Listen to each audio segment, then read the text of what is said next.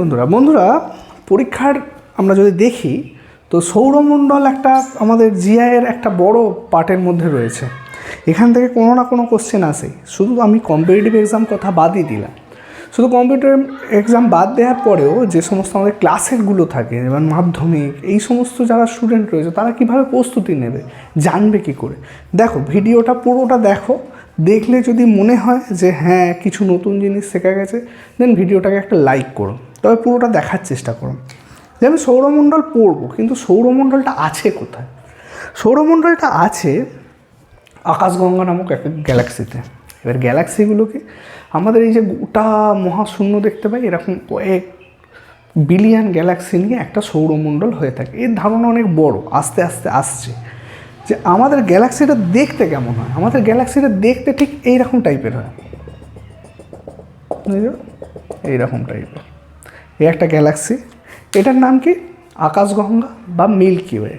আর আমরা কোনখানটায় আছি না, মন্দাকিনী বলে একটা গ্যালাক্সিতে আছি।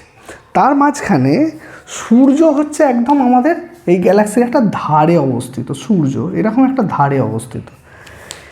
এই সূর্য এই গ্যালাক্সিটাকে ঘুরছে, গ্যালাক্সির চারিদিকে।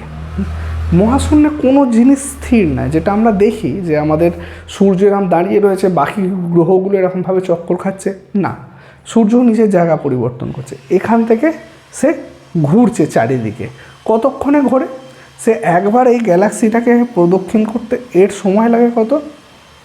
25 কোটি বছর। 25 কোটি বছর। কোটি বছর। বাঁচব না, বাঁচব না। আমাদের জীবের পরিবর্তন, সমস্ত ধরনের পরিবর্তন সবের দিয়ে হয়ে যাবে। সুতরাং এই 25 কোটি বছরে সে একবার ঘুরে আসছে। স্পিড কত এর? এর স্পিড 250 কিলোমিটার পার সেকেন্ডে। সেকেন্ডে 250 কিলোমিটার চলে যাচ্ছে। তাহলে কখনোই স্থির নয়, এর সঙ্গে সঙ্গে সমস্ত কিছু ঘুরতে থাকছে এই আমাদের সূর্যর সঙ্গে সঙ্গে। আমাদের কাছের গ্যালাক্সি আর কি রয়েছে? আমাদের কাছে আর একটা রয়েছে, এখানে আর একটা গ্যালাক্সি রয়েছে কাছে। এটা যেতে বহু কোটি লাইট বর্ষ সময় লাগবে, আলোকবর্ষ। এটার নাম হচ্ছে অ্যান্ড্রোমেডা গ্যালাক্সি। অ্যান্ড্রোমেডা গ্যালাক্সি আমাদের সবথেকে কাছের গ্যালাক্সি কি? Andromeda Galaxy. আমাদের এই যে একটা সূর্য, এটা একটা তারা বা নক্ষত্র। এর কাছের আর একটা নক্ষত্র হলো সবথেকে কাছের প্রক্সিমা সেন্টারুই। কী নাম? প্রক্সিমা সেন্টারুই। আরও একটা রয়েছে যেটা খুব চকচক করে, সেটার নাম হচ্ছে সাইরাস। তাহলে এখান থেকে কী কী কোশ্চেন পেলাম আমরা? যে সূর্য কত দিনে আকাশগঙ্গাকে প্রদক্ষিণ করে, কত তার বেগ, সব বলেছি। আমরা কোথায় অবস্থান করছি গ্যালাক্সির? একদম একটা ধারে। আমাদের সবথেকে কাছের আর তারা কি রয়েছে? আর তারা রয়েছে প্রক্সিমা সেন্টারুই। সবথেকে চকচক করে কোনটা? সবথেকে চকচক করে সাইরাস। আমাদের কাছের গ্যালাক্সি কি রয়েছে? Andromeda Galaxy. এই অ্যান্ড্রোমেডা গ্যালাক্সি আমাদের থেকে এত দূরে রয়েছে, বিজ্ঞানীরা দেখছেন যে এরা যদি একবার কাছাকাছি আসে, এদের মধ্যে কি হবে না, সমস্ত জিনিস ধাক্কা লেগে যাবে, ক্রাঞ্চ হয়ে যাবে। ক্রাঞ্চ মিন্স, এটা ইংলিশ মিডিয়ামের ছেলেটা ভালো বলতে পারে। ক্রাঞ্চ আমরা তো কী বলি, কুরকুরে ভাব, যেমন টোস্ট খাই, এই টোস্টের মতো না কট করে সব গিয়ে এক জায়গায় কড়মড় করে ভেঙে যাবে। এগুলো সব কী করছে? একে অপরের থেকে দূরে চলে যাচ্ছে। মানে আমাদের যে এই মহাশূন্য, মহাবিশ্ব এক্সপ্যান্ড করছে, মানে দূরে সরে যাচ্ছে পরস্পরের থেকে। মানে ভালোবাসা কমে যাচ্ছে, দূরে চলে যাচ্ছে। তো এইটুকু বোঝা গেল যে আমরা তাহলে আছি কোথায়? এই সৌরমণ্ডলে। এই সৌরমণ্ডলটাই নিয়ে আমাদের আলোচনা। আমাদের কাছের তারা কি? আমাদের কাছের তারা হচ্ছে সূর্য। তারা বলছি আর নক্ষত্র বলছি। আমরা গ্রহ জানি, গ্রহগুলো হচ্ছে সব এই নক্ষত্র বা তারাগুলো চারিদিকে ঘোরে। যদি তারা আর নক্ষত্রের পার্থক্য করতে চাই, তো তারাগুলো কি না সূর্য থেকে দূরবর্তী, যেগুলো মানে সূর্য থেকে অনেকটা দূরে যেগুলো অবস্থিত, সেগুলোকে আমরা বলবো কি? তারা। আর সূর্যের কাছে যেগুলো আছে সেগুলোকে বলবো কি? নক্ষত্র। তাহলে বোঝা গেল এই দুটোই হচ্ছে নিজস্ব আলো আছে, তারা আছে, নক্ষত্র আছে। যদি আমি আমাদের আকাশগঙ্গাটাকে দেখি, এই যে গ্যালাক্সি, এই গ্যালাক্সিটার রেডিয়াস কত? এই গ্যালাক্সিটার রেডিয়াস হচ্ছে 52850 লাইট ইয়ার্স। এটা হচ্ছে এর রেডিয়াস। এর মধ্যে কত তারা রয়েছে, কত তারাই ধরি, কতগুলো তারা রয়েছে, 100 থেকে 400 বিলিয়ন। কিন্তু আমরা যখন সূর্য থেকে দেখব আমাদের তারা কি বলবো, তারাগুলো যখন এক জায়গায় জমা হয়ে থাকবে সেগুলোকে বলবো আমরা তারাগোষ্ঠী বা তারামণ্ডল। এই তারামণ্ডলের সংখ্যা হচ্ছে 88, 88। আর নক্ষত্রমণ্ডলের সংখ্যা কত, 27টি।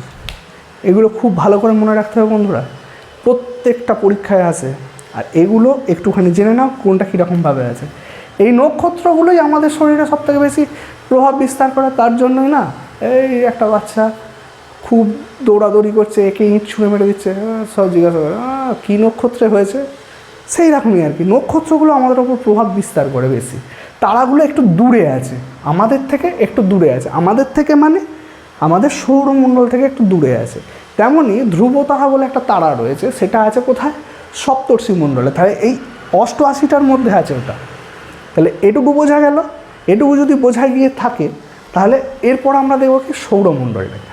এই সৌরমণ্ডলটা কি আমাদের সবথেকে বেশি আলোচনা বন্ধুরা। এটাকে পারলে একটা স্ক্রিনশট নিয়ে রেখে দিলে ভালো করতে পারতে। তবু দেখো পরপর, কিছু যদি নতুন জানতে পারো অবশ্যই ভিডিওটাকে লাইক এবং সাবস্ক্রাইব করে যাবে আর বন্ধুদের সাথে ফলো করবে। তো আমরা কি দেখলাম যে সূর্য নিজে তো স্থির না, সূর্য তো সবসময় ঘুরছে কোথায়, গ্যালাক্সিতে। সে কতদিনে ঘুরে আসবে না, 25 কোটি বছর ধরে সে একবার ঘুরে আসবে আমাদের গোটা গ্যালাক্সিটা। স্পিড কত, 250 কিলোমিটার পার সেকেন্ডে, খুব তাড়াতাড়ি ঘুরছে। যদি এটুকু বুঝতে পারি তাহলে আমাদের থেকে প্রক্সিমা সেন্টারওয়ের দূরত্ব অনেক। মানে এইরকমভাবে যদি আমরা ঘুরতে থাকি তাহলে প্রক্সিমা সেন্টারওয়ে গিয়ে পৌঁছাবো কত দিনে, কাছে প্রায় ধরে রাখতে পারো 1 আলোকবর্ষ দূরে। 1 আলোকবর্ষ বছর পরে আমরা গিয়ে প্রক্সিমা সেন্টারওয়ে পৌঁছাবো।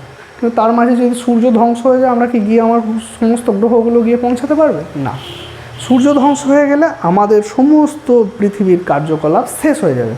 কারণটা কি, সূর্য হচ্ছে আমাদের সকল শক্তির উৎস। যদি প্রত্যেকটা আমাদের সৌরমণ্ডলের গ্রহের উৎস দেওয়া হয় সেটাও হবে সূর্য। তো সূর্য ছাড়া আমাদের কিছু সম্ভব নয়। এই হলো সূর্য। সূর্যের সামনের সব থেকে গ্রহ কি রয়েছে, গ্রহ মানে যাদের নিজস্ব আলো নেই, যারা গ্রহের কোনো নক্ষত্র বা তারার চারিদিকে ঘুরতে থাকে। এরকম যখন অনেকগুলো ঘুরতে থাকবে সেগুলোকেই আমরা বলবো মণ্ডল। সূর্যের চারিদিকে ঘুরছি বলে আমরা সৌরমণ্ডল। আমাদের সূর্যের চারিদিকে ঘোরার প্রথম গ্রহ হচ্ছে, সেটা হচ্ছে বুধ। কী গ্রহ, বুধ। বুধ হচ্ছে সবথেকে ছোট গ্রহ। বুধ সবথেকে ছোট গ্রহ। আর বুধ কী করে, সবথেকে সূর্যকে তাড়াতাড়ি প্রদক্ষিণ করে। কত দিনে প্রদক্ষিণ করে, মাত্র 88 দিনে। মাত্র 88 দিনে একবার ঘুরে চলে আসে। এটা গেল বুধ। এরপর আছে কি শুক্র।